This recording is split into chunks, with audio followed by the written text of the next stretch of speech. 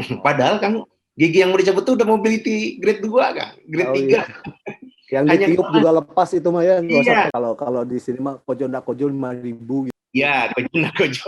Ya betul kan. Peka sosialnya tinggi berarti ini teh nggak memikirkan Pindonya aja. Kalau orang lain mah mungkin di Uganda atau di Gabon gitu ya, di Zimbabwe bedah mulutnya mah senang aja kalau dapat rujukan kan. Iya, ini bentuk sayang kita kepada tes dokter gigi umum ya. Makanya mudah-mudahan dengan podcast ini, dengan sering sosialisasi kan Kang, teman-teman ada pencerahan Kang, betul, nggak mengulangi apa yang kita lakukan dulu.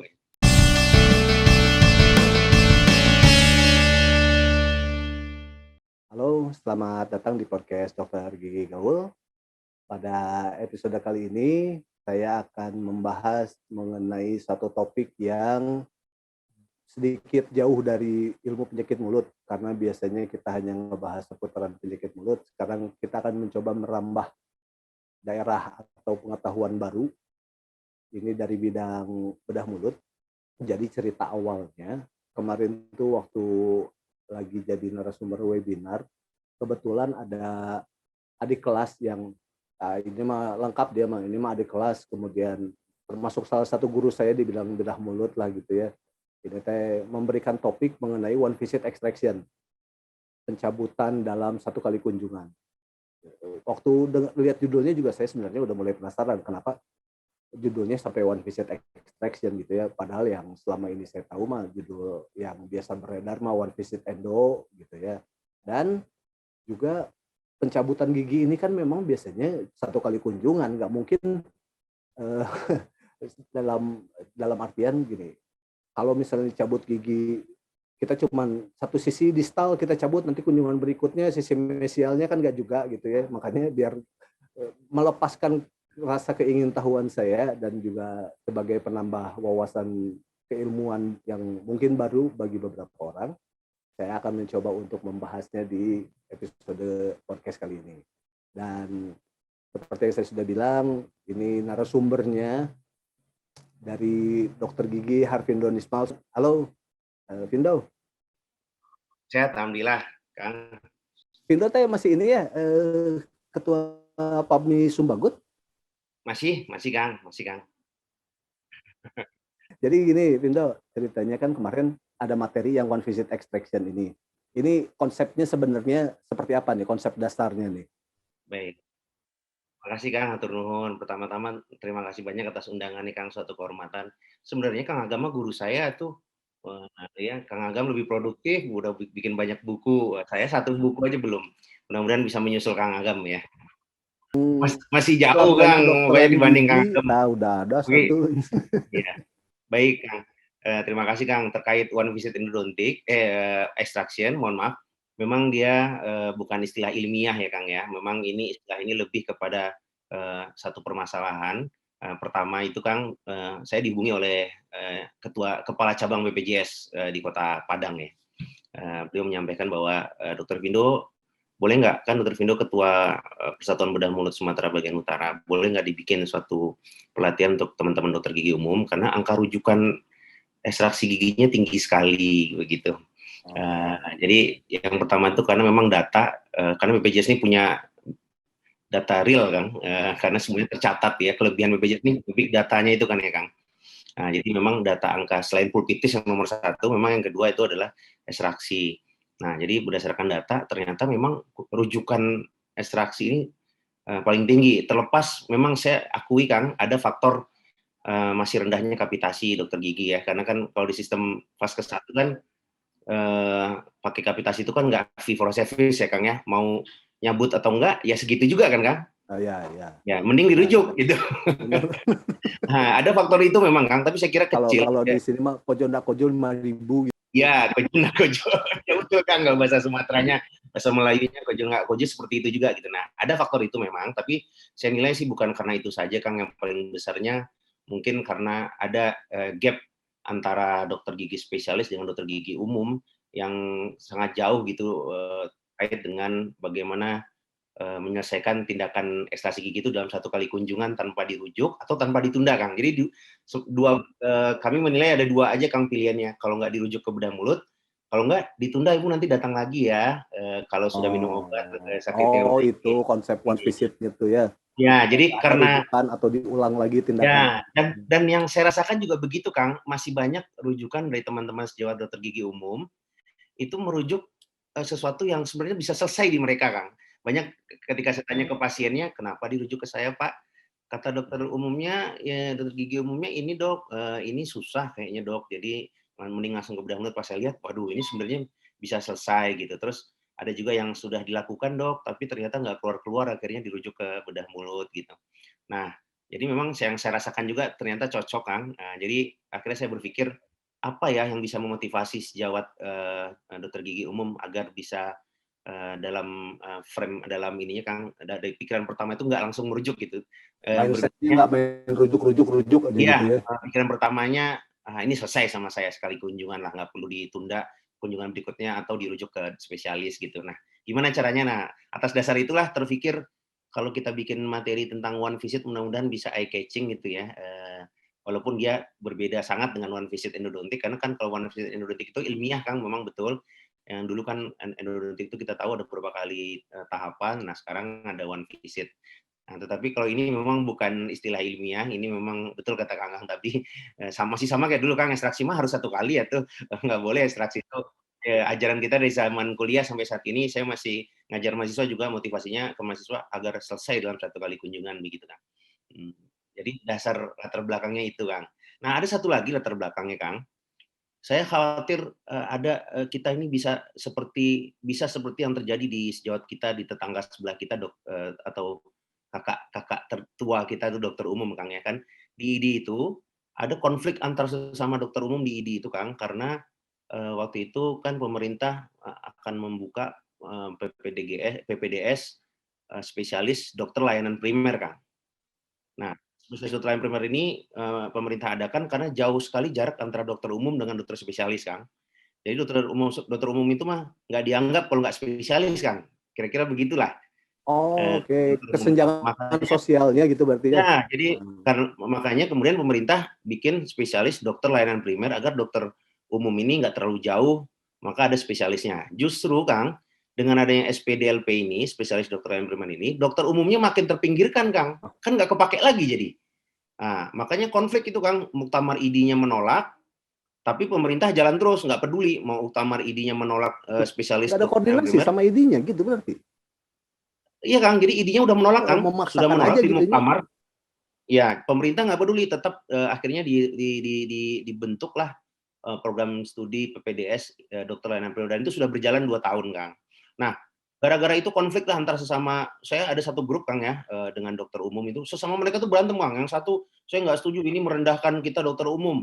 Yang satu lagi, "Ini justru menjawab solusi untuk masyarakat, karena dokter umum nggak bisa ngerjain tindakan terlalu jauh dengan spesialis," gitu kan, Kang. Nah, saya khawatir dokter gigi nanti kalau seandainya jauh sekali, misalnya dikit-dikit angka rujukan tinggi, nanti ujung-ujungnya ada usulan, ada wacana, gimana kalau kita bikin lagi dokter gigi layanan primer, spesialis. Udahlah makin terpinggirkan teman-teman sejawat yang dokter gigi umum, Kang. Saya khawatir itu saja. Memang sih nggak, masih jauh mungkin kemungkinan itu, tapi ya kita antisipasi agar skill antara dokter umum dan dokter spesialis itu tidak terlalu jauh, Kang. Makanya saya support betul dengan Kang Agam nih, mengedukasi selama ini dari, podcast Dokter Gigi Gaul melalui buku-buku di media sosial. Justru itu mencerdaskan dokter gigi GP, Kang, agar jarak antara kita dengan spesialis dengan dokter gigi GP itu nggak terlalu jauh, Kang. Sehingga opsi untuk membuat dokter gigi layanan spesialis itu nggak akan ada gitu. Mudah-mudahan sih tidak akan ada seperti dokter umum gitu. Benar benar benar. Benar. Memang, kalau bicara soal rujukan BPJS nih, entah kenapa ya, saya masih juga ngelihatnya dokter gigi umum, sejawat-sejawat dokter gigi umum ini banyak yang, termanjakan jadinya. Dalam artian dikit-dikit ngerujuk, nggak terlalu sulit ngerujuk. Sampai di saya mah juga ada kebijakan bahwa ada beberapa kasus penyakit mulut yang harus, dalam tanda kutip nih, harus, mesti, kudu, wajib gitu ya, selesai di vaskes tingkat 1 gitu, nggak boleh dirujuk sama sekali, masih tetap dirujuk dan dimainkan si kodenya gitu ya. Ini kan, sangat sangat sangat apa artinya ya, menunjukkan bahwa si dokter giginya mungkin nggak mau berkembang gitu ya, bahwa sebenarnya ini nih pengetahuan dasar banget, tapi kembali kalau setiap saya ngobrol-ngobrol mah ya kembalinya selalu gini, mungkin mindset-nya kalau di bidang penyakit mulut mah, karena dokter giginya gelarnya dokter gigi, bukan dokter gigi mulut gitu. Jadi masalah selain gigi teh mereka nggak mau tahu gitu. Padahal rumah sakitnya RSGM ya, rumah sakit gigi mulut, tetapi mereka yang bekerjanya dokter gigi mulut. Padahal kalau rumah sakit khusus paru yang kerjanya spesialis paru gitu ya, sesuai dengan nama rumah sakitnya gitu. Mungkin karena mindset itu juga gitu. Tapi memang sebenarnya rujukan banyak nih, Vin, seberapa banyak sih, ada datanya nggak? Ditunjukin nggak datanya? Ditunjukin Kang, dilihatin grafiknya Kang. Yang memang nomor 2 setelah ya, betul Kang, di luar batas normal dan nomor 2 setelah pulpitis Kang. Jadi nomor 2 itu ekstraksi gitu. Artinya, BPJS tentu dia merasa juga dari sisi biaya tentu akan membebani, kan makin banyak dirujuk tentu, dikerjakan oleh spesialis tentu, klaimannya lebih tinggi ya Kang ya dibandingkan, di Vaskes 1.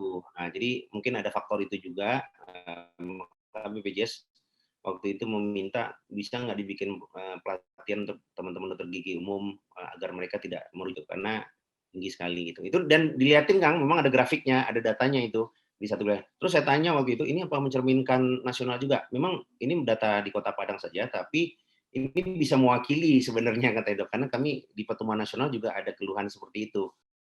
Oh, oke. Udah sistemik berarti ini mah ya, udah bukan lokalisata lagi nih mah ya. Udah generalisata se-Indonesia rata-rata mungkin memang keluhannya BPJS di tiap daerahnya pun angka rujukan untuk ekstraksi ini tinggi. Ya, terus ada yang kedua Kang, ada yang lebih lebih dari itu sebenarnya Kang. Saat ini kan masyarakat kita ini, tuntutan kenyamanannya kan tinggi ya Kang ya, dan lebih kritis. Nah, ini faktor yang kedua Kang, agar minimal, tuntutan dari apa, dituntut oleh pasien gitu. Tapi nggak juga Kang ya, mungkin lebih kepada ini Kang, untuk pasien-pasien untuk daerah yang banyak pasien yang umum kan Kang, mereka pasti dengan mampu bayar, tentu harapannya sekali kunjungan selesai, karena saya bayar gitu kan. Nah artinya, saya sebenarnya ingin mensosialisasikan bahwa sebenarnya Tuhan itu Maha Adil kalau kita, skill-nya kita tingkatkan, one visit ini kita bisa lakukan, maka pasien umumnya pasti akan banyak gitu kan Kang. Pasti akan dikasih pasien umum gitu. Nah, anggaplah kita tutup mata dulu dengan pasien BPJS Kang, pasien umum.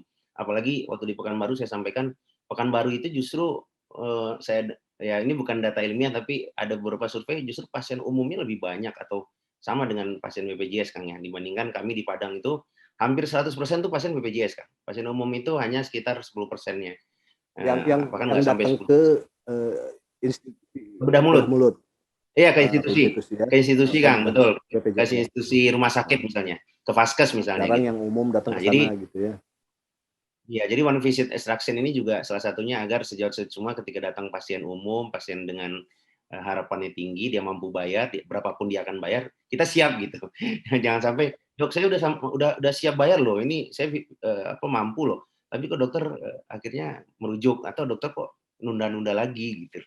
Nah jadi maksud saya itu kan biar one visit ini sebagai motivasi buat sejawat, tidak hanya soal menjawab permasalahan di BPJS, tapi juga soal bagaimana banyak juga pasien-pasien yang mampu bayar, yang dia tidak menggunakan BPJS, yang dia juga punya harapan apa tanpa asuransi gitu, dia punya harapan tinggi kepada dokternya bisa selesai dalam satu kali kunjungan. Gitu. Kira-kira begitu kan? Benar-benar. Wah ini mah luar biasa. Berarti konsepnya sebenarnya satu yang lainnya selain faktor BPJS tadi ya. Ini kan secara nggak langsung juga meningkatkan nilai jual gitu ya ke si dokter gigi Iya, gitu ya. betul kan? Betul, betul kan? Jadi Betul kan? Setuju. kita teh lebih bahwa kalau nilai jual kita tinggi, biaya mah udah bukan masalah lah sebenarnya mah kan gitu ya. Bahkan ada Betul. mungkin kalau di beberapa kasus yang saya temui ya, kalau dokternya cukup kompeten gitu ya, dalam arti pasien yang saya alami lah, kalau pasien yang saya alami, dia datang dengan rujukan BPJS gitu. Pada akhirnya karena melihat si dokternya menerangkan cukup jelas dibandingkan yang sebelumnya, dia akhirnya beralih ke jalur umum gitu. Itu kan nggak menutup kemungkinan juga kayak gitu kan ya. Betul Kang, betul Kang. Beberapa kita temui yang seperti itu Kang. Nah, Justru dia nggak digunakan iya, BPJS setelah mendengar penjelasan. benar-benar bahwa itu tadi kembali bahwa kalau untuk kenyamanan mah saya beranilah berapa aja, tetapi berikan timbal balik yang seimbang gitu. Iya, Bahwa saya mendapatkan pelayanan yang sesuai dengan biaya yang saya keluarkan gitu kan ya. iya, betul, Kan betul gitu. Kang, betul. Nah, kalau dari Vindo sendiri Iya Kang. yang dirancang untuk pelatihannya, apa aja yang disampaikan ke sejawat-sejawat teman kita nih, dokter gigi nih? Eh, Vindo belum sempat memang menjawab permintaan itu Kang untuk membuat pelatihan pelatihan itu belum sempat ada. Cuma dari seminar-seminar yang diundang itu Kang, ketika ditanya oleh panitia mau judulnya apa dok, nah Vindo selalu usulkan coba one visit extraction ini. Jadi sebelum di Pekanbaru tuh setiap dulu di Jambi, kemudian di Padang juga, pernah di Sukabumi juga. Nah itu Vindo sampaikan Kang, Vindo sosialisasikan tentang one visit ini. Tetapi kalau pelatihan khusus memang sedang dalam rancangan Kang, tetapi belum mulai Kang. Nah, gini. Untuk eksklusivitas podcast, gambaran besar rencana Vindo ada nggak? GBHN-nya gitu, garis-garis besar haluan negara untuk pelatihannya nih. Kira-kira yang mau dikonsepkan gimana? Mirip sekali dengan yang kemarin dilakukan oleh Pekanbaru kan Kang. Jadi Nah. itu yang pertama kemarin tuh. Belum pernah, selama ini hanya teori-teori dalam bentuk Oh, di seminar. HO-nya, di HO yang Belum pernah di webinar. HO-nya. Jadi nanti gambarannya itu Kang, ada 2 sesi. Pertama sesi teorinya dalam bentuk seminar, kemudian yang kedua sesi hands on-nya. Nah, di hands on itu nanti yang akan didampingi oleh tim, misalnya dari teori itu kita aplikasikan dalam sesi hands on ya Kang. Nah, nanti ada tim yang mungkin setiap 5 peserta itu 1 orang instruktur begitu Kang. Jadi kemarin juga kan dibatasi hands on-nya karena nggak mungkin saya sendiri peserta bisa banyak, itu nggak efektif, kasihan peserta. Jadi akhirnya dibatasi 15 kalau tidak salah di panitia. Nah, kalau dalam bayangan kami Kang, mungkin saya akan menggandeng mengajak teman-teman bedah mulut juga, kan sebenarnya tanggung jawab bersama ya Kang. Bukan tanggung jawab saya juga sebenarnya pribadi, apalagi waktu itu BPJS mintanya ke Papni Sumbagut. Nah, nanti teman-teman bedah mulut ini yang menjadi instruktur Kang per 5 orang. Jadi lebih eksklusif ya kan Kang. Nah, ini yang sedang kami rancang, mudah-mudahan khusus tentang one visit extraction ini bisa dalam bentuk satu pelatihan yang tidak terlalu rumit dan bisa terjangkau oleh teman-teman sejawat gitu kan. Benar-benar memang masih di konsep lah ini ya.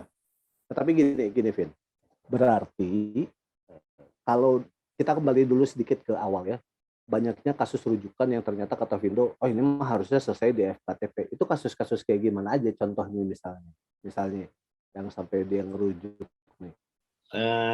Ya, terima kasih Kang. Nah, Jadi saya tahunya dari begini Kang, ketika saya anamnesa pasiennya ibu kenapa dirujuk ke saya? nah, Begini dok, sudah setengah jalan, saya masih nah. kesakitan dok. Jadi kata dokternya, ya sudah bu, ibu saya lanjutkan aja sama dokter spesialis ya, saya rujuk ya. Nah, itu ada satu. Kemudian yang Anestesi, kedua, berarti masalah anestesi ya. masalah anestesi Kang, masalah anestesi. Kemudian yang kedua, sudah keluar dok, mahkotanya sudah keambil dok, cuma akarnya itu tertinggal dok. Nah dokternya melihat akar tertinggal, belum dicoba, kata dokternya biar aman nggak bolak-balik, ibu bapak ke bedah mulut aja ya. Nah, Oke, itu yang kedua Kang. faktur mahkota Nah yang berarti yang ketiga, kedua ya. iya, yang ketiga Kang, ini agak sering belakangan ini Kang. Nah, apa tuh? Kenapa bu bapak dirujuk ke saya? Saya kan bilang dok, saya tuh ada hipertensi dok, Oh, hipertensi. Nah, terus ada juga sebagian saya diabetes.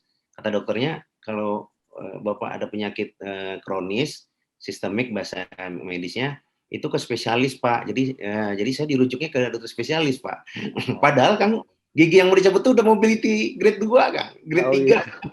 Yang Hanya ditiup juga lepas itu mah ya, nggak usah iya, pakai hanya tali. karena punya riwayat, dan riwayat itu sebenarnya kan nggak mutlak harus ditunda kan, siapa tahu dia terkontrol gitu kan. Nah, banyak saya Benar. tanya pasien, apakah bapak diperiksa lebih lanjut tentang diabetesnya? Enggak dok, cuma dengar penjelasan saya bahwa saya punya riwayat diabetes atau sakit jantung atau hipertensi langsung dirujuk gitu. Nah, 3 hal itu Kang Pak sering kami temukan Kang. Oh, Pertama masalah berarti yang anestesi, satu kedua masalah lagi teknik. imunokompromis ya, masalah Ya, imunokompromis, pasien-pasien yang imunokompromis ya. iya Kang, yang pertama tadi anestesi kan Kang, yang kedua Ah, anestesinya jalan, tapi mungkin tekniknya Kang, teknik. karena nggak keluar, tinggal sisa akarnya, mahkota sudah keluar, akar belum keangkat gitu kan. Yang akhirnya Oh, iya. dirujuk gitu. Oh, oke. Oke. Saya mulai dapat gambaran. Berarti mah sebenarnya mah mungkin ya, bukan masalah skill ya, bukan Iya, masalah skill si sejawat ya. Satu mah kalau yang saya lihat, eh, dasar landasan teorinya gitu ya. Karena anestesi mah kan sebenarnya memang bukan plek-plek bahwa kalau mau nyebut mah cuman anestesi deponir, tapi ada lanjutan kayak intrapulpal gitu ya. Iya, Sebenarnya betul. kan dia ada gitu ya landasan teori itu yang bahwa kalau kejadiannya seperti ini intrapulpal bisa dilakukan intrapulpal kalau masih sakit anestesi nggak jalan setelah sekian ampul, setelah 2 ampul nggak jalan juga kita masuk intrapulpal langsung gitu, atau Iya, yang dari samping itu menyusuri si akar sampai ke bawah akar giginya oke, untuk iya, sel betul. granulomanya gitu ya. Iya, Kemudian kalau misalnya fraktur mah sebenarnya juga ada yang ya itu mah sebenarnya memang dasar harusnya mah ya nggak dirujuk gitu ya, bisa di betul separasi kan? dengan bor, bisa Ya, diseparasi dengan cryer gitu ya. Itu betul. kan sebenarnya memang masih dasar. Oh, patutlah BPJS-nya ini kepanasan ya, gerah dia ya. Iya, betul. Harus itu Sebenarnya dalam materi biayanya. One Visit Extraction ini pun nggak ada yang baru, Kang. Sama, Iya diseparasi, benar. kalau tidak ini diseparasi, terus direndam tadi intrapulpa, kemudian Heeh. soket direndam gitu. Itu hal yang Iya, dulu juga. benar-benar. Iya direndam pakai di deponir ya pakai Iya, Sitojek gitu ya iya, Sitojet dipanasin atau gitu kan spek ya. 1 cc gitu kan. Ya, ini mah maaf kata lah dalam artian saya mah kan memang udah sekian tahun 3-4 tahun benar-benar udah hampir nggak berkontak dengan permasalahan gigi lagi. Saya mah udah jaringan yang lunak-lunak, yang halus-halus gitu. Saya kan perasaannya halus gitu ya, nggak perasaannya nggak keras, nggak jaringan-jaringan keras gitu ya. Tetapi itu kan memang yang harusnya masih nempel gitu ya, dasar-dasar teori yang kita mah Sepaket ya. mulutnya dapat berapa kemarin? 4 atau 6 ya materi di kuliahan tuh ya. Itu kan benar-benar tiap Iya, dari 3 ke 4 ya ada yang diulang lagi materinya, 4 ke 5 ada yang iya, diulang lagi gitu kan ya. Dan betul, Kang, harusnya betul. pengulang isi itu teh bisa melekatkan itu gitu ya. Iya, Kang. Oh, oke. Kecuali memang kalau yang ketiga nih imunokompromis nih memang ada pertimbangan-pertimbangan tertentu. Tapi kalau ceritanya belum diapa-apain, mungkin belum ada periksa labnya gitu ya, mungkin Iya, belum betul. ada pemeriksaan penunjangnya, Iya, entah. Nah, itu kembali juga bahwa pemeriksaan penunjang kalau akar patah mah mungkin kalau dia udah siap sebelumnya persiapan pre-op-nya ada ngeronsen dulu entah langsung periapikal dulu atau minimal si panoramik. panoramik mungkin siap gitu ya bahwa oh bu patah saya lihat dulu oh ini kayaknya bisa nih kita ungkit dari arah mesial gitu atau kita ungkit kita separasi kita ambil satu-satu gitu ya atau mungkin flap ringan pun sebenarnya kan kompetensi dokter gigi umum Iya, Kang. juga ya Iya, kan yang open method itu kalau kompetensi dokter ngeflap gigi umum. tanpa imunokompromis mah bisa disikat benernya mah ya Ya, kan betul, gitu ya. Kang. Bener, Kang, betul sekali. Soalnya kalau bedah mulut ini memang yang setahu saya mah memang udah odon yang udah 3C gitu, yang udah bener-bener Ya, gelap gulita gitu ya. Kalau kita ngebuka teh, nah, ya kan saya juga pernah lah sekali ngeliat, oh ini kayaknya menonjol nih giginya kelihatan ternyata eksostosis, si giginya mah di bawah banget gitu, jadi tanpa ronsen teh nekatnya ngebuka, makin dalam, makin dalam, makin dalam gitu. Makin, wah ternyata oh, iya, ini mah sebenarnya harus kerjaan spesialis memang gitu ya, takut kena saraf, persarapan di situ ya, nervus mandibularis ya dan lain-lainnya gitu ya. iya. Oke. Tapi sebenarnya ini konsepnya sih bagus kalau kata agama, Vin, dalam artian memang untuk eh, memicu atau memacu si dokter gigi umum ini, sejauh dokter gigi umum ini untuk bisa menyelesaikan apa yang mereka mulai gitu ya, Iya, bertanggung Kang. jawab atas apa yang sudah mereka lakukan, jangan udah berantakan baru dirujuk gitu ya, Ya, atau betul, Kang. bahkan belum berantakan pun udah dirujuk gitu ya, itu lebih. Vino punya pengalaman sedih, Kang. Makanya Nah salah satu betul. motivasi juga untuk kenapa One Visit Extraction ini. Jadi satu kali ada pasien datang, Kang, di hari Sabtu waktu itu. Dia abses, Kang, abses submandibula meluas ke leher, Kang. Tapi pasiennya masih bisa jalan. Terus Pasiennya masih bisa jalan, Kang. Tapi masih bisa abses jalan ya, leher, ya masih bisa jadi jalan. dia Dia datang ke ke poli IGD, gigi ke masih IGD, datang sendiri. ke IGD dulu, Kang. Diantar oleh keluarganya dari dokter IGD, nelfon Vino. Vino untung lagi di poli waktu itu, Kang. Hmm. Nah, pasien masih bisa bicara, Kang, masih bisa jalan. Vino tanya, eh, ini kenapa dirujuk ke sini? Pasien menjawab, keluarganya jawab gini, Kang, saya sudah ke 3 kali rumah sakit, Dok, termasuk RSUP M Jamil di sini kan paling tinggi, Kang. Hmm. Karena kata dokternya karena saya masih kuat fisiknya, nanti aja di hari kerja jam poli hari Senin, karena ibu masih bisa jalan gitu. Jadi dianggap itu bukan emergensi, Kang. Nah, ini juga PR kita untuk menjelaskan bahwa abses itu sudah emergensi sebenarnya. Nah, akhirnya datang ke Vindo ini ke yang keempat, Kang. Keempat. Oke. Oke. Oke, Vindo bilang, "Bu, ini udah Ini emergensi." Vindo keempat ini Rumah sakit. dalam bukan dalam perannya sebagai bedah mulut kah atau 3 sebelumnya nih umum Vindo keempatnya udah spesialis atau sebelumnya ada spesialisnya juga? Sebelumnya nggak ada spesial, Bang. Jadi ke ini, Kang, ke rumah Nggak ada, sakit, ke umum IGD, ya?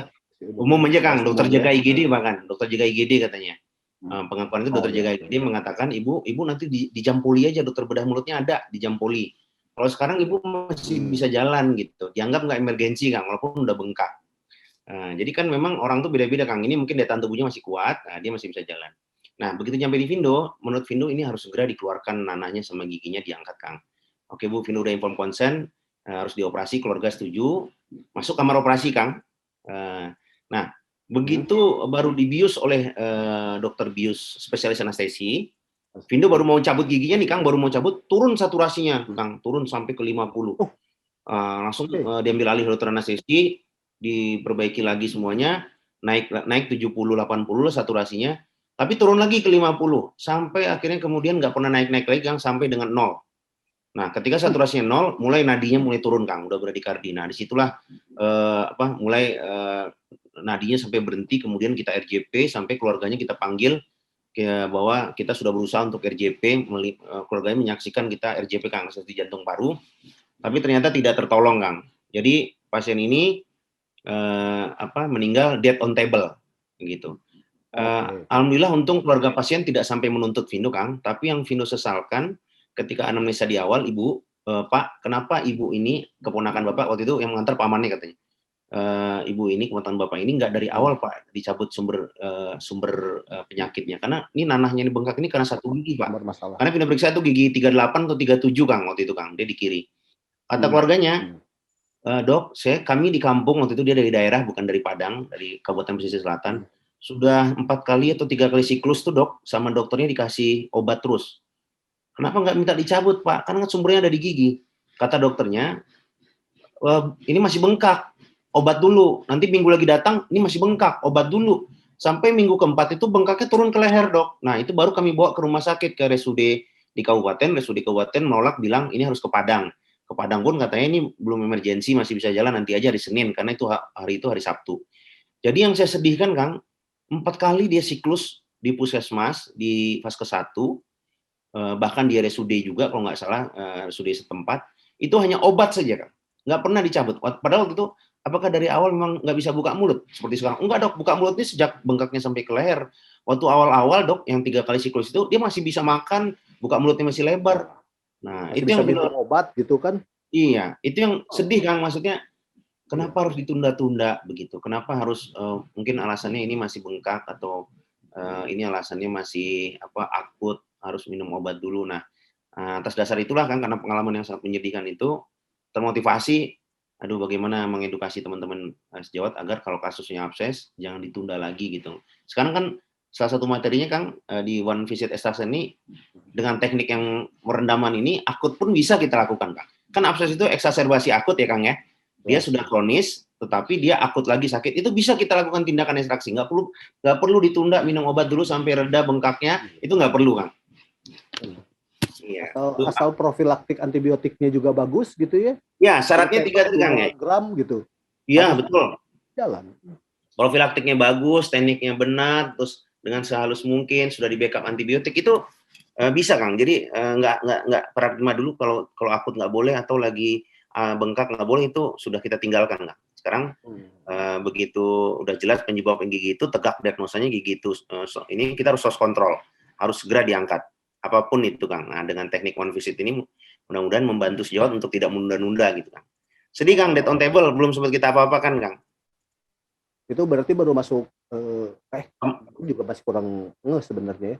Kalau udah di anum gitu, di anestesi umum tuh masih anestesi lokal berarti ya untuk kontrol perdarahannya ya.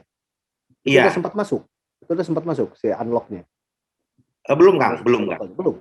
Belum. Benar-benar belum. Baru Belum. baru take off aja ya si anestesinya Ya, ya? baru sudah pasangin selang ETT-nya baru Heeh. dirapetkan gitu, Vino baru mulai mendongkrak, baru mulai siapin alat gitu. Iya. Udah mulai turun Kang dari 97 turun ke 95, 94, terus turun terus 80 loh. Kok turun terus langsung manggil dokter anestesinya kan ada penatanya.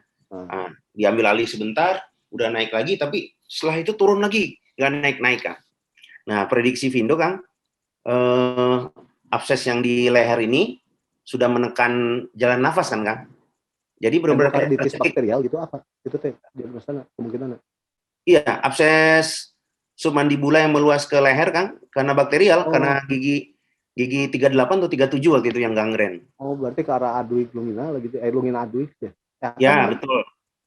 Betul Kang, betul. Heeh. Dikit lagi udah angina Ludwig itu, Lumina tuh ya. udah Blackmon itu. Heeh. Hmm, Blackmon tuh ya. iya. Oh iya. Enggak, kalau kalau gue sih ya, kalau nggak dengar cerita kayak gini, memang ya ada satu dua yang ketemu juga yang bahwa kalau cerita masih Kang Oki juga gitu ya, spesialis bedah mulut yang di Aulia gitu ya Iya. waktu itu, rata-rata kenapa mereka berulang, si dokter sejawat umum ini ada yang beberapa melupakan, aduh, dibuka di sini agak berat juga ya, soalnya ini nanti ada masyarakat umum juga sini. Dalam artian gini, mereka enggak berdasarkan potensi obat. Jadi Iya. dari awal udah ditembaknya langsung deksa gitu. Oh, Padahal iya. harusnya kan kalau kalau Agama ya standarnya dari yang rendah dulu, yang low poten dulu, dari prednison dulu metil. Begitu mereka nggak menunjukkan signifikansi perbaikan, naik ke yang berikutnya gitu ya, triamcinolone atau baru nanti naik ke dexa. Begitu di triamcinolone atau dexa ini nggak ada signifikasi, langsung rujuk gitu bahwa memang udah nggak berespon sama sekali. Iya. Tetapi kalau orang kawan-kawan ini ada yang beberapa yang nembaknya deksa lagi, deksa lagi, deksa lagi begitu. Udah sekian lama pemberiannya itu, gitu ya, obatnya itu terus dan nggak ada perbaikan, baru mulai bingung, udah terlambat gitu kan. Mau ngerujuk pun ya itu tadi mungkin kasusnya berakhirnya jadi DOT tadi gitu kan ya. Karena Itu nggak ada patokan untuk ininya perkembangan kesembuhan penyakitnya gitu. betul Kang, itu terjadi di sini Kang. Jadi ketika kami anamnesa, obat apa yang diberikan oleh dokternya? Salah satunya Dexa Kang. Memang Iya, perlu kita luruskan Kang, Dexa ini sebenarnya dia bukan obat anti bengkak, anti inflamasi untuk kasus infeksi kayak abses, bukan Kang. Itu misalnya kita jatuh, trauma mekanis, kemudian fase inflamasinya bengkak, dengan Dexa oke, atau pasca ekstraksi, pasca odontektomi oke. Tapi kalau abses Kang, itu sumbernya itu adalah itu produk infeksi bakteri sebenarnya. iya, produk infeksi bakteri, Bukan Kang. Itu peradangan gitu kan. bukan peradangan, Kang. Jadi memang nggak akan respon. Jadi kami memang menemukan itu banyak, Kang. Setiap kami anamnesa, obat apa yang diminum, hampir, Kang, hampir, ini dok, ini salah satunya ada Dexa. Ada, pasti. Itu tuh kombinasinya Betul. Dexa, Amok. Udah Iya, dokter betul. gigi teh kayaknya se 5 tahun kuliahnya diajarinnya obatnya cuma ada 2 di dokter gigi teh. Amok sama Dexa. Jadi, ya saya akui, Kang, sebelum saya sekolah memang obatnya kalau nggak Amox, asam Sama venamat, lah, Dexa. sama lah. Gua pun pilihannya Tapi alternatifnya paling kalau dulu mah potensinya bukan dari low poten ke high poten. Cuman dari paracetamol nggak ngaruh, ke ibuprofen nggak ngaruh, baru iya, ke iya, Dexa, Dexa nggak ngaruh rujuk gitu ya. Kalau gue iya. kan standarnya Makanya gitu. mudah-mudahan dengan podcast ini, Oh, dengan mudah-mudahan sering benar ya. sosialisasi kan, Ada Kang, teman-teman pencerahan-pencerahan gitu ada ya. pencerahan, Kang, betul. Nggak Termasuk mengulangi apa yang kita lakukan dulu. benar benar benar. Jangan sampai masa lalu yang kurang baik terulang gitu ya. Iya, iya, Kang. Sama itu tadi ya bahwa kalaupun ada yang bermain di antibiotik, menyadari bahwa ini adalah produk dari infeksi bakteri, sama obat yang dipakainya itu kadang nggak sesuai indikasi. Gitu. Iya. Jadi beberapa pasien gue juga atau sejawat yang konsul ke Kang Agam juga ya, udah gue kasih amok nggak mempan, udah gue kasih amok metro nggak mempan, udah gue kasih amok siklaf nggak mempan. Kenapa ya? Ya produk lo masih sama, amok semua, cuman ada satu tambahan metro, satu tambahan klavulanat. Jangan gitulah mainnya, kata gue teh. Tembak dari yang spektrumnya sempit ke luas gitu ya. Kalau udah luas nggak mempan, lo tahu bahwa lo harus merujuk. Jangan nanya lagi bahwa kalau memang menyadari kemampuan kompetensi kita nggak ada di situ, kasih yang lebih kompeten gitu. Kasih Iya. bahwa kalau dari amok pindah ke lingko gitu misalnya, kalau gue mah ya nyatakannya amok pindah ke lingko nggak ini udah rujuk gitu. Kalau udah spektrum luas nggak ini, atau udah spesifik ke gram positifnya, ke gram, atau yang anaerob, bakteri aerob udah nggak respon, udah itu mah urusan yang lebih kompeten, harus bedah mulut gitu. Minimal larinya kalau nggak ke, ya yang paling mudah ditemui memang bedah mulut dibandingkan penyakit mulut gitu ya, untuk kasus-kasus rujukan mah ya. Tetapi intinya kalau udah nggak ini mah ya, kembali bahwa bukan cuma skill, ini masalahnya ke sensorik. Dokter gigi tuh bukan cuma mengenai motorik kok ya. Banyak yang berpikir kan bahwa dokter gigi tuh lebih apa namanya, dominan motoriknya gitu. Nah, tunggu sampai lo masuk spesialis penyakit mulut, sensorik lo tuh diuji tuh. Lo tindakan hampir nggak ada, apalan, weh penyakit gitu kan, patologi semuanya jalan gitu. Penyakit Ya, mulut ini seperti penyakit dalamnya di kedokteran nih Kang, spesialis itu penyakit dia, dalam. shock juga gitu ya, bahwa Iya, memang betul. ternyata sebenarnya memang masih kedokteran gigi sebenarnya, tetapi karena stigma atau dogma yang ditanamkan tuh, gelar tadi itu ya dokter gigi, memang jadi kurang aware gitu. Padahal Iya, dapat penyakit mulut juga sampai 3 gitu OMT, apa sampai 5 gitu OMT, OM5. iya, Kang, Karena memang vital bahwa isinya mulut tuh bukan cuma gigi, bukan cuma tulang gitu. betul. Gigi tulang tuh menempati 25 sampai 30-40% Iya, populasi rongga mulut kan ya. iya. Ada Belum lagi aliran. manifestasi ya Kang ya, manifestasi. Iya, manifestasi penyakit sistemik gitu kan. Iya. Itu Kalau mah kalau boleh Kang, ada cerita sedih juga Kang. lanjut, lanjut. Iya, boleh Kang ya, Kumaha? terkait dengan ini Kang, manifestasi di rongga mulut. Dulu pernah awal-awal praktek nih baru lulus Kang, karena namanya dokter gigi baru ya, belum pengalamannya belum luas. Pasien datang dengan keluhan 2 gigi depan ini rasanya kok agak aneh gitu. Pas Vindo periksa Kang, nggak ada kelainan, cuma ada kalkulusnya dikit di interdentalnya. Nah, cuma ketika diketuk dibandingkan ketukan gigi I2 dengan I1-nya itu, I2-nya nyaring kayak gigi normal, I2 ini apa, nggak bunyinya itu lembab gitu Kang. Oh Nah, ya, Vino berpikir, "Oh, ini karena kalkulus mungkin ya." oh ya, Vino ya. scaling lah Kang ya. Nah, Seminggu berapa hari kemudian tumbuh daging di situ Kang. ketika Penuh. scaling tuh. Ya, ternyata eh, pasien ini ternyata berobat juga ke dokter bedah tumor Kang. Ternyata ini yang salahnya Kang, ini pengalaman sedih. Pasien ini ada kanker payudara yang metastasenya ke rongga Oh, oke. mulut Kang.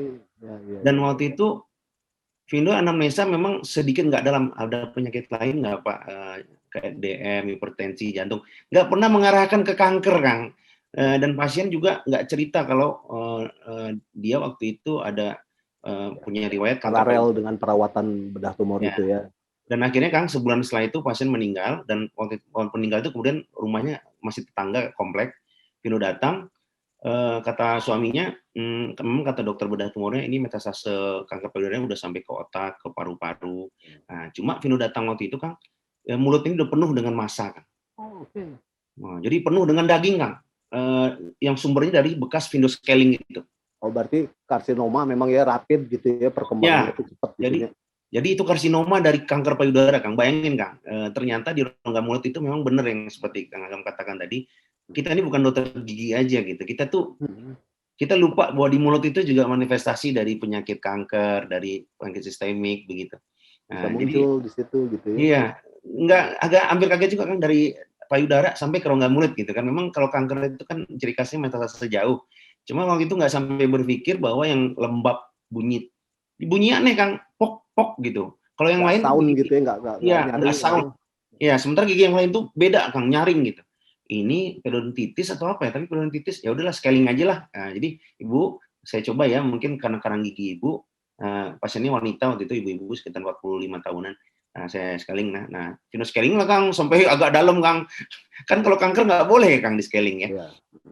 Tapi alhamdulillah keluarga tidak sampai menuntut karena memang karena metastase jauhnya udah ke otak kan sama ke paru Kang. Oh ya. Jadi terakhir kata suaminya ini karena paru-parunya udah putih, di otaknya juga sama, jadi itu sumbernya dari kanker payudaranya begitu, dari CA-MAME yang udah stadium tinggi gitu.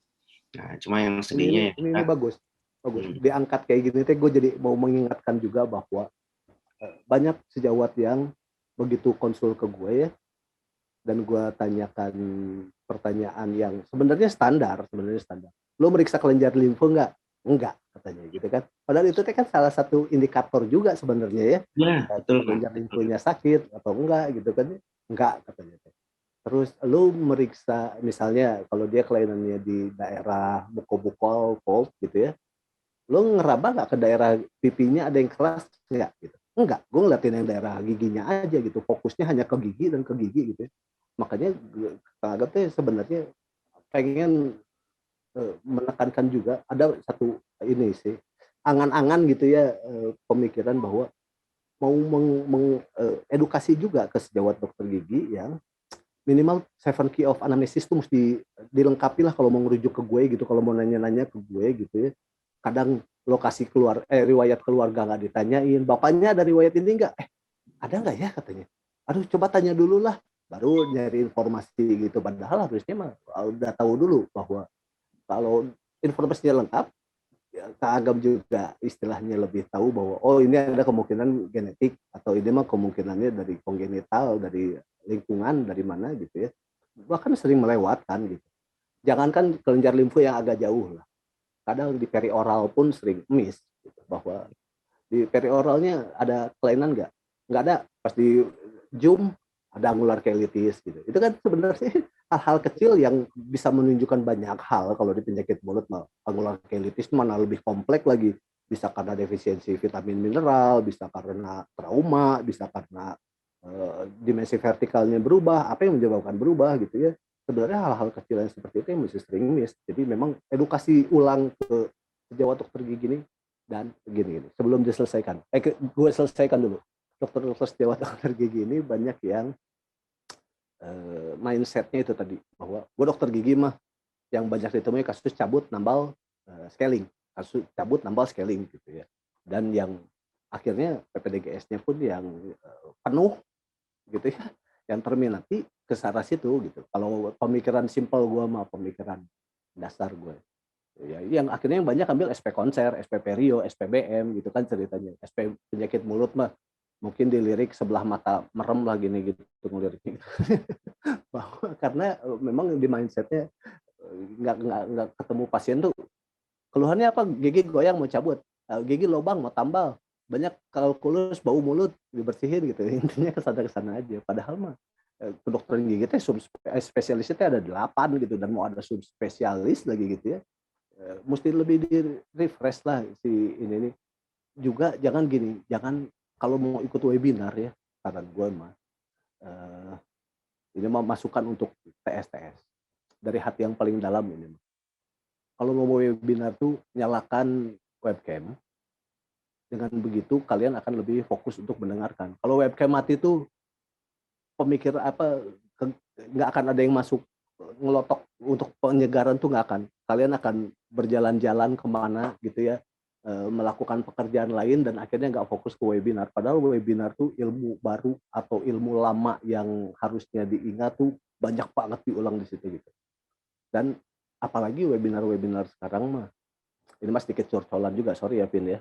Ini mas sedikit curcolan juga bahwa eh, rata-rata topiknya kalau nggak konser, eh, rosto, perio, itu lagi yang memang vital sebenarnya gitu ya. Itu teh harusnya diperhatikan gitu. Apalagi sekarang udah yang harus ada hukum kesehatan juga di ininya di materi webinarnya gitu ya. Itu teh harusnya menjadi perhatian. Jadi tolong itu Vindo segera dieksekusi ya konsepnya si one visit extraction ini bagus banget ininya konsep dasarnya kalau kata agama. Nanti kalau misalnya ini mungkin Kang Agam akan mulai mempromosikan juga supaya ini mau ikut sebenarnya tapi aduh masalah penyakit mulut udah cukup banyak gitu. Siap Kang, kami juga makasih banyak Kang. Ini full edukasi sekali acara Kang Agam ini. Justru ini bentuk sayang kita kepada tes-tes dokter gigi umum ya. Mudah-mudahan Ini ya betul itu harus ditekankan. Ini adalah bentuk kepedulian gitu iya. ya dari kita gitu ya sebagai yang tempat rujukan nih bahwa ini mah harusnya nggak dirujuk. Kalian harus meningkatkan skill, nge-upgrade dasar teori setiap saat, setiap waktu. Jadi benar kalau kata si Steve Jobs mah, stay foolish mah harus bahwa ilmu kita mah masih fakir ilmu senantiasa gitu. Jadi harus ada dasar itu supaya mau nge-upgrade. Kalau kitanya udah ngerasa cukup mah susah kalau dari Iya. mindset kitanya gitu ya. Tapi ini bagus nih konsepnya mah. Nanti kita coba gue mengaplikasikan ke penyakit mulut lah, mudah-mudahan bisa juga yang soal si 7Q. Soalnya kalau anamnesis ini kan 7Q anamnesis sama 4 pilar tuh yang aduh gue lupa pula. Nantilah diedit. Pokoknya mah ada 4 pilar diagnosis, menegakkan diagnosis sama 7 kunci anamnesis yang mulai dari onset of duration, onset of actionnya, duration of actionnya, ke berapa lama, kapan dimulai gitu kan. Kita bisa memperkirakan, kayak kalau dulu mah ilmunya siapa yang ngasih, dokter siapa yang bilang. Kalau ada pasien bilang sakitnya 2 hari ke belakang, itu bukan dimulai, itu teh puncak gitu. Jadi lu teh harus menarik lagi ke belakang sekian hari. Perkiraan itu ininya. Kalau di penyakit mulut mah, saya 2 hari yang lalu demam dok gitu. Nah, prodromal tuh kan kalau virus infeksi hari ketiga, hari kelima. Jadi onsetnya sebenarnya 3 harinya dari si dia demam itu minimal, maksimalnya 5 hari dari dia prodromal itu gitu.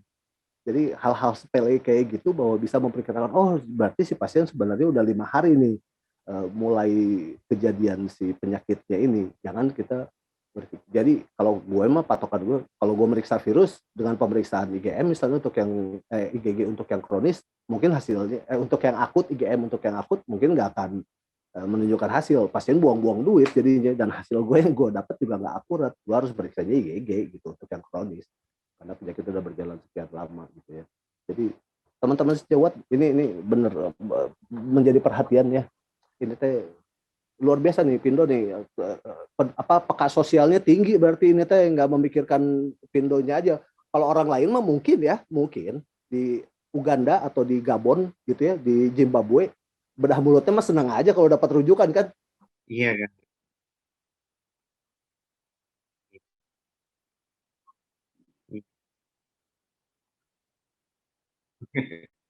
Juga salah satunya Kang, kenapa antusias dengan undangan dari Kang Agam. Pertama karena lihat Kang Agam sebagai senior dan track record kiprahnya udah produktif sekali. Kedua, karena ilmu penyakit mulutnya Kang. Karena ilmu penyakit mulut ini bagi Vindo Kang, dan Vindo kira sejawat semua sudah mengakui bahwa sangat urgent ilmu ini Kang. Apalagi dengan pengalaman Vindo tadi ya Kang ya, yang kasus di rongga mulut metastase kanker itu kan di penyakit mulut itu ilmunya. Ya, jadi waktu kejadian itu langsung ingat itu kuliah penyakit mulut semua Kang. Aduh, ini dulu nyesal gitu waktu kuliah OM tuh nggak serius gitu. Jadi bagi kami sih Kang, penyakit mulut ini nggak bisa dipisahkan Kang. Ini ilmu yang sangat mendasar sekali, dan ini berada di semua, Valentino di semua spesialis itu bingkainya penyakit mulut, ilmu penyakit mulut malah. Karena dia karena dia sistemiknya dipelajari dan semuanya berkaitan begitu. Nah, jadi sebenarnya Vino tertarik itu karena penyakit mulutnya juga Kang. Jadi ini banyak ilmu soalnya. Hatur nuhun Kang Agam, mudah-mudahan dengan acara ini para pemirsa podcast Kang Agam ini bisa makin luas ya, nggak hanya tentang ekstraksi, tadi juga tentang ilmu penyakit mulutnya juga makin dalam. Amin. Setuju, benar. Soalnya memang ilmu mah lautan tanpa batas ya. Kita mah nggak akan pernah nyampe ke sisi yang satunya lagi kalau udah ngomongin ilmu mah ya. Iya Kang, betul. Ada lagi yang harus diarungi, ada lagi temuan baru, ada lagi teknologi baru, menciptakan ilmu baru lagi. Itu harus dijalani terus. Justru makin dalam kita makin kecil rasanya Kang ya.